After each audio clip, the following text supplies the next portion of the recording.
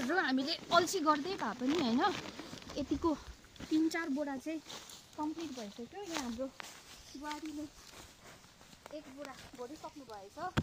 यहाँ आमाले फेरि पनि खोज्नु हुँदैछ र आज चाहिँ यति मात्रै लगेर जाने। अब बोक्नु पनि साह्रो पर्छ हैन, अलि टाढो पनि आएको छु हामी। हुनु त यति गरम त छैन, हल्का हल्कै छ। मल चाहिँ यस्तो छ है, हेर्नुहोस् है, फाइन, एकदम फाइन। यहाँ चाहिँ हल्का पत्ताहरू पनि छ हैन, यो चाहिँ एकदमै फाइन भएको छ। भयो तेरो फोटो नाम ल लानु पर्छ, एकजनाले ल्याउन आँटेको छ। म स्वयं बोकिरहेको छु 2टा बोरा।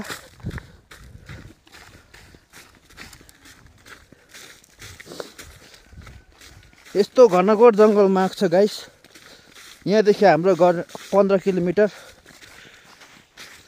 अगाडिको पनि ओके छ, पछाडिको झन् दामी हो।